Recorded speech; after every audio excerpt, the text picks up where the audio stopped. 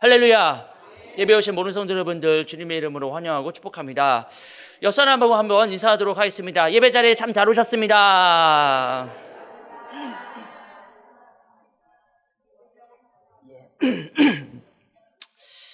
네, 오늘 속죄의 주를 맞이해서 예배하게 하신 먼저 하나님 앞에 영광과 감사를 올려드립니다.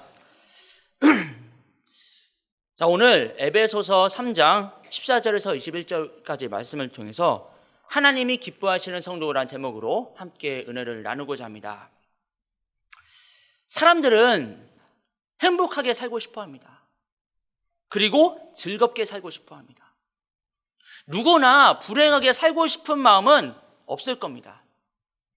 자, 그렇다면은 어떻게 살아야 행복한 삶을 살 수 있으며 행복하게 살아갈 수 있다면 과연 그 방법은 무엇일까요? 그 방법은 정말 간단합니다. 어떤 방법일까요? 그것은 바로 하나님을 기쁘시게 해드리고 행복하게 해드리면 됩니다. 지금 여기 계신 성도님들 중에는 에휴, 난 또 무슨 다른 무엇이 있는 줄 알고 기대했는데 하면서 이렇게 혹시 실망하신 분 계신가요? 물론 그렇게 생각하지 않으신 성도님들이 훨씬 많은 줄로 압니다. 그런데 여러분, 한번 생각해 보세요. 사람이 행복하게 사는 방법에는 다른 것이라든지 다른 어떤 방법이 없습니다. 왜냐하면은 사람은 영적인 존재이기 때문입니다. 영적인 존재이기에 참된 기쁨과 그리고 평강과 감사와 행복은 전부 하나님께로부터 오는 것입니다. 결국은 하나님의 임재하심이 참된 행복뿐만 아니라 기쁨이 되며 지혜와 지식이 되는 것임을 알아야 됩니다. 하나님의 영이 임재하지 않으면 이 마음의 공허함을 그 무엇으로도 채울 수가 없기 때문이죠. 사람의 궁극적인 문제는 육신의 양식과 더불어 영적인 양식의 부재입니다. 육신의 양식만 있다고 해서 모든 문제가 깨끗하게 해결되는 것은 아니에요. 오히려 국가적으로 부강하고 사회복지 시스템이 잘 갖추어진 나라의 자살률이 가난하고 척박한 나라에서 사는 사람들보다 높은 것으로 나타났다고 합니다. 이것은 사람에게 있어서 먹는 문제도 중요하지만 영적인 문제도 매우 중요하다는 것을 깨닫게 하는 것이라 할 수 있습니다. 다시 말씀드리면 사람들은 내가 왜 이 땅에 살아가야 되는지, 내가 왜 이 세상에 살아가야 되는가에 대한 그 인생의 의미를 알거나 찾지 못하게 되면은 삶의 공허함을 느낀다는 거예요. 무언지는 몰라도 마음 한구석이 이렇게 구멍이 뚫린 것 같은, 텅 빈 것 같은 그런 느낌을 갖게 된다는 것이죠. 공허한 마음은 본질적으로 우울증을 간직한 마음이에요. 그렇기에 이 공허한 마음을 가지고 사는 사람들은 이 땅에 살아가고자 하는 삶의 의욕과 원동력을 상실한 채로 살아가요.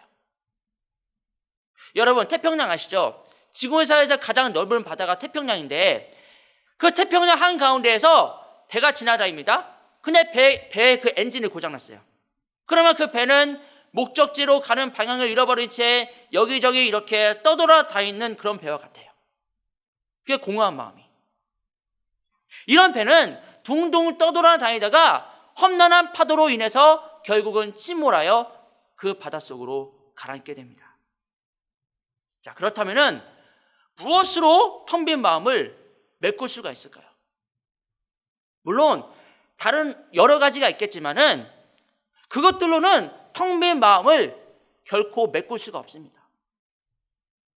제가 설교 초반에 말씀을 드렸듯이 사람은 그 누가 무엇라 해도 하나님의 형상을 가진 유일한 영적 존재입니다. 그렇기 때문에 오직 사람의 영혼을 메꾸실 분, 오직 사람의 영혼을 꽉 채우실 분은 하나님밖에 없는 것입니다. 그러므로 우리는 하나님을 기쁘시게 해드리는 방법이 무엇인지, 하나님을 행복하게 해드리는 것이 무엇인지를 잘 고민하고 생각하셔야 돼요. 쉽게 말하면 우리의 인생의 방향이 오직 하나님을 향하고 있어야 한다는 뜻입니다.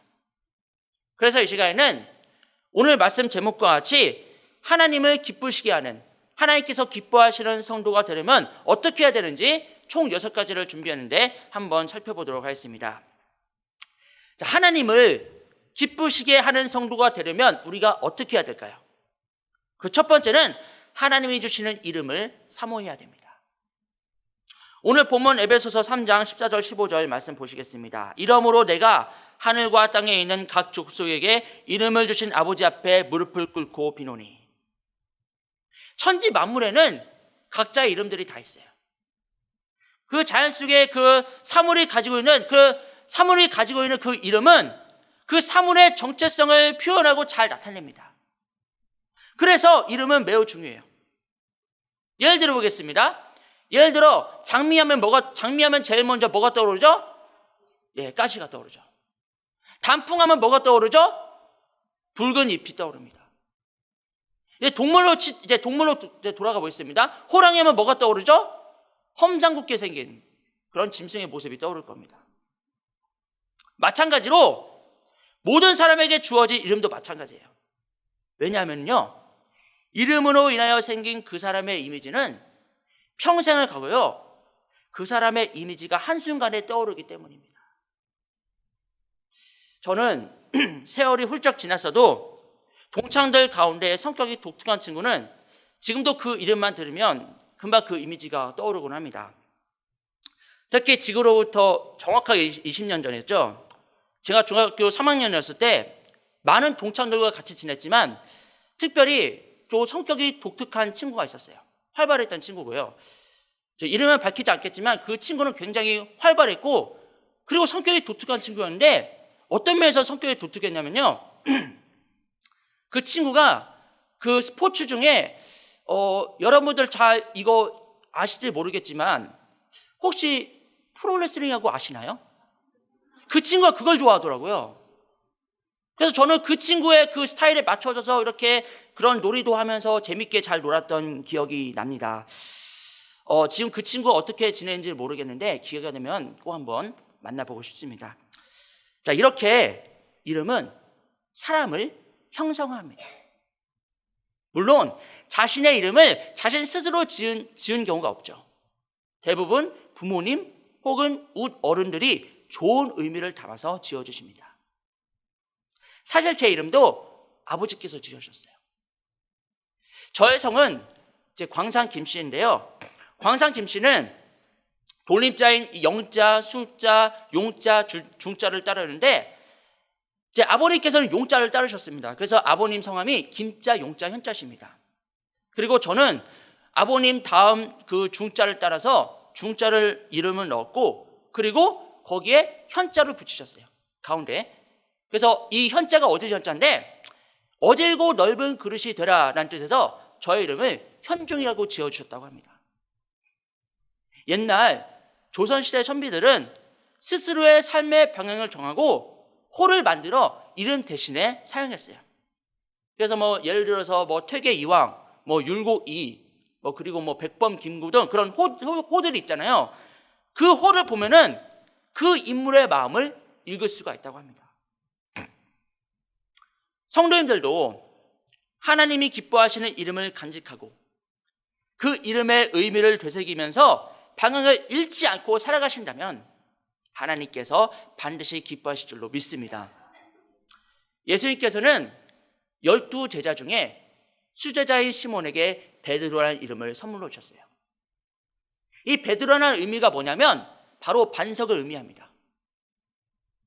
여기서 반석에 대해 설명을 드리자면요, 여러분, 이스라엘은 땅을 판다고 해서 아무 데서나 물이 나오지 않는다고 합니다. 왜냐하면은 이스라엘 대부분의 땅이 모두 석회암으로 되어 있기 때문이죠. 이 석회암으로 되어 있어서 특별히 물은 석회암을 녹여서 뚫기 때문이에요. 물이. 그래서 지하수가 모두 석회암을 뚫고 지중해 연안의 바다로 모두 빠져나갑니다. 그런데 그런 와중에서도 감사하게 석회암이 아닌 반석이 있어서 지하수를 저장할 수 있게 되었습니다. 그리고 그곳에서 물을 구할 수가 있었던 거죠. 그러므로 이스라엘에서 반석은 생명수를 구할 수 있는 유일한 장소인 곳입니다. 그리고 그곳을 중심으로 마을이 형성되는 것을 볼 수가 있습니다. 이렇듯 반석은 이스라엘 입장에서는 매우 귀하고 복된 의미를 가지고 있어요. 그런데 예수님께서는 시몬에게 너는 앞으로 반석 같은 사람이 되어서 많은 사람들의 영혼을 구원하고 하나님 품으로 인도하는 사람이 되어라 라는 의미로 베드로라는 이름을 선물로 주신 것이죠. 이후에 시몬 베드로는 많은 영혼들을 하나님 품으로 인도하고 구원하는 그런 전도자, 위대한 사도로서의 사명자로서 잘 감당을 하다가 순교의 제물이 되어서 하나님 품으로, 영원한 품으로 돌아갔습니다. 여러분들도 주님이 주신 이름을 선물로 받기를 소원하는 여러분이 되시기를 바랍니다. 어떤 믿음의 가정은요, 자녀가 태어나면은 목사님에게 믿음의 이름을 지어달라고 하시는 분들도 계셨어요. 특히 제 아버님 교회에서는 이제 자녀가 태어나면은 저희 아버님이신 이제 목사님에게 믿음의 이름을 지어달라는 경우가 많이 있었어요. 그래서 요한이라고 이름을 지는 경우가 있고, 요셉, 다니엘, 다윗, 모세, 사무엘, 베드로 이런 이름을 많이 지어주셨는데, 여러분들 각자 마음의 중심에 주님께서 여러분에게 무엇라고 불러주시기를 원하십니까? 어떤 분은 바울과 같은 믿음의 삶을 소망한다고 해서 바울이라고 이름을 짓고 싶은 경우가 있고, 또 어떤 분은 아브라함처럼 살기를 원하면 아브라함의 이름을 사모할 것입니다. 어떤 분은 하나님의 사랑 안에서 살고 싶다는 뜻에서 사랑이라는 이름을 사모하는 분들도 계실 것이고, 어떤 분은 영원한 천국을 소망하면서 살겠다고 생각하셔서 소망이라는 이름을 사모하는 분들도 계실 겁니다. 요즘 기준으로 아이들이 태어날 때, 특별히 요즘 기준 믿음의 부모님들은 이제 하나님의 하자를 중심으로 이렇게 이름을 짓는 경우가 많이 생겨났어요. 그래서 하나님 플러스 온유한 사람이 되라고 해서 이름을 하온, 그리고 하나님의 백성이 되라라는 뜻에서 하나님 플러스 백성 민자, 거기다 합쳐서 하민. 그 외에도 하임, 하엘, 하성, 하준, 하은, 하영, 하음 등 그런 이름을 짓는 경우가 많이 있어요. 그 외에도 나엘, 요엘, 그리고 심지어는 여호와 니시, 거기에 이름을 따서 니시라고 이름을 짓는 그런 사람이 있습니다. 여기 계신 여러분, 믿음의 이름은 아니더라도 여러분의 이름대로 주님께서는 여러분들에게 반드시 축복을 부어주실 줄로 믿습니다. 하나님을 기쁠 시간 성도가 되려면 어떻게 해야 될까요? 두 번째는 하나님 앞에 무릎 꿇고 기도해야 됩니다. 에베소서 3장 14, 15절 다시 보시면 아버지 앞에 무릎을 꿇고 비누니 라고 나와 있어요. 하나님 앞에 단정한 마음으로 무릎 꿇고 기도할 때 느끼는 하나님과의 정서적인 교감은 우리에게 영적인 힐링을 줍니다. 그 힐링은 정말 말로 표현할 수 없는 평안과 안식과 기쁨과 감사입니다. 그러므로 아버지 앞에 단정하게 무릎 꿇고 기도하는 그 시간은 우리에게는 정말 가장 행복한 시간입니다. 기도도 다양한 모습으로 할 수 있지만 하나님 앞에 공손한 마음으로, 공손한 모습으로, 그리고 하나님을 온전히 사모하는 그런 순종하고 경외하는 마음으로 무릎 꿇고 기도할 때 하나님께서는 기뻐하십니다. 물론 무릎을 꿇을 수 없는 분들은 의자 앉아서 기도해도 상관없어요. 옛날에는 이렇게 무릎 꿇고 기도했는데 요새는 다 의자가 생겨나서 이렇게 의자 앉아서 기도해도 상관없어요. 근데 그 마음의 중심은 무릎 꿇고 단정한 마음으로 하나님을 바라봐야 됩니다. 왜냐하면 무릎을 꿇으려는 그 모습, 그 마음, 그 중심만으로도 하나님께서는 기뻐하시기 때문이죠. 이렇게 기도하는 성도를 뭐라 부를까요? 하나님을 앙모하는 성도라고 부릅니다. 하나님을 앙모하는 성도는 항상 하나님 앞에 두 손을 모으고 무릎 꿇고 기도하는 성도입니다. 이런 성도를 하나님께서 얼마나 기뻐하실까요? 그러므로 하나님을 앙모하는 성도는 영적인 힘이 넘치는 겁니다.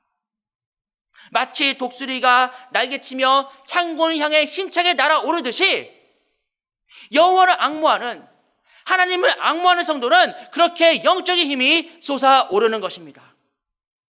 그런 힘은 영혼의 위로와 평안과 안식을 가져다주고 감사와 기쁨이 충만하기 때문에 피곤할 줄을 모릅니다.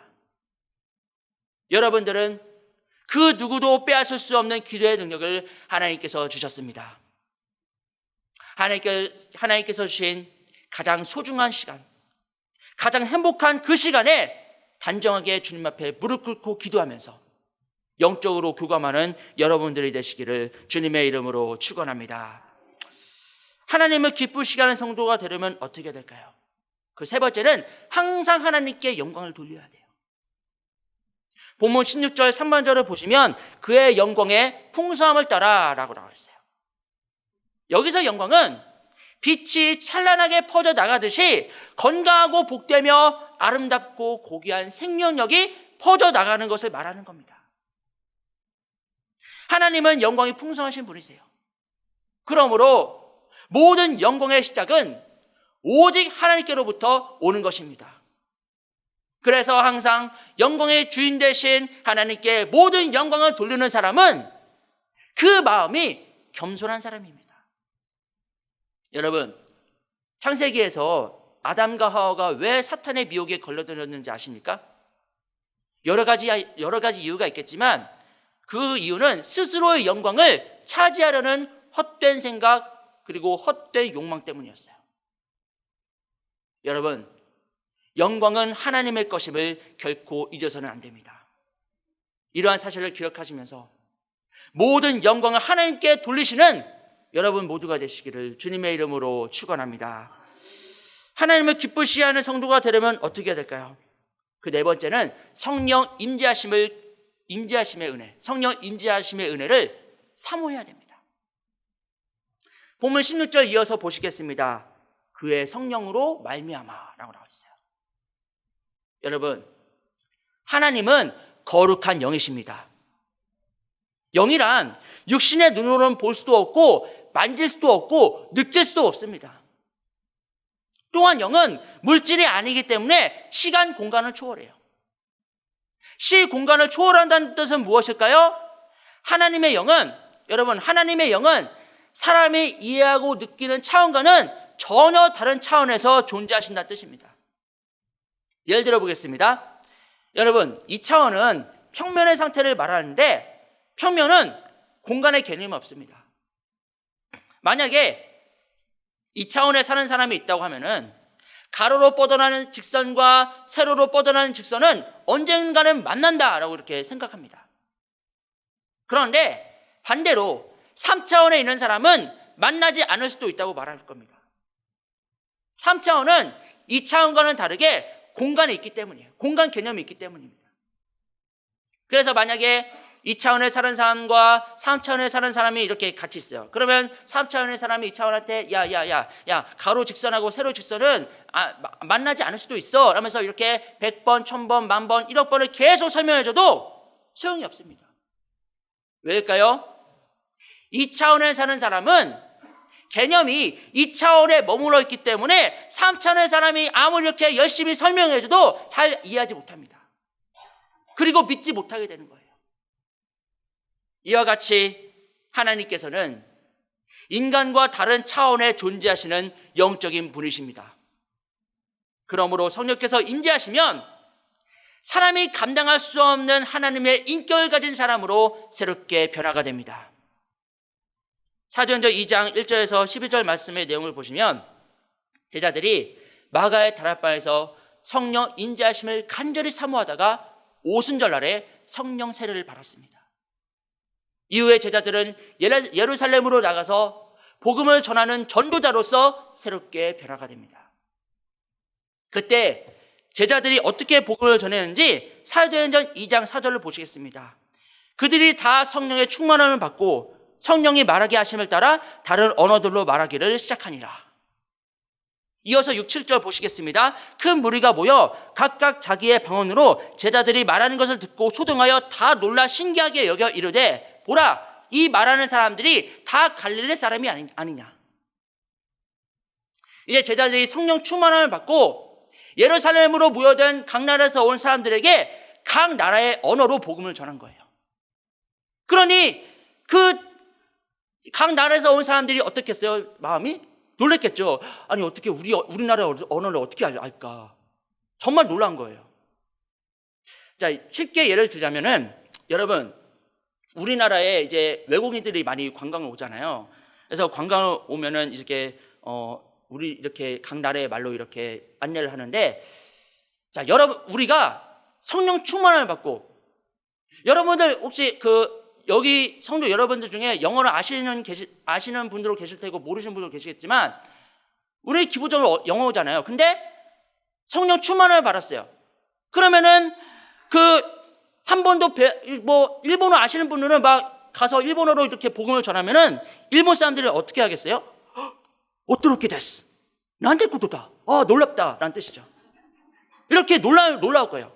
그리고 중국 사람에게 중국어로 복음을 전하면 이렇게 표현하더라고요. 이렇게 놀랍다는 뜻으로 이렇게 티엔나, 티엔나 막 이렇게 막 반응하는 분도 계시고. 그리고 독일어로 복음을 전하면 독일 사람들은 오 마이 갓. 스페인어로 복음을 전하면 디어스 미오. 그리고 프랑스어로 복음을 전하면 오 몬디유. 그리고 또 이탈리아어 복음을 전하면 미오디오. 또는 맘마미아 이렇게 표현하기도 하고. 제가 사실 이 세상의 맙소사 뜻이 무엇인지 제가 이렇게 번역기로 돌려서 하다 보니까 이렇게 예를 들어서 설명하려고 제가 찾아봤습니다. 이렇듯 각 나라에 모여든 사람들이 제자들이 각 나라의 언어로 복음을 전하니까 놀란 거예요. 이것은 정말 말로 설명이 불가능한 신비한 사건입니다. 다시 말해서 제자들이 예루살렘에서 이렇게 복음을 증거하는데 불덩이처럼 영적인 에너지가 분출하고 있다는 것입니다. 사도행전 3장의 말씀을 보시면 베드로와 요한이 이제 성전에 기도하러 올라갔어요. 제9시, 이제 현대 시간으로는 오후 3시인데 베드로와 요한이 제9시에 기도하러 성전에 올라갑니다. 그때 나면서 못 걷게 된 사람이 성전 미문에 앉아 구걸하는 모습을 보게 됩니다. 그 모습을 본 베드로는 구걸하는 사람에게 우리를 보라라고 했어요.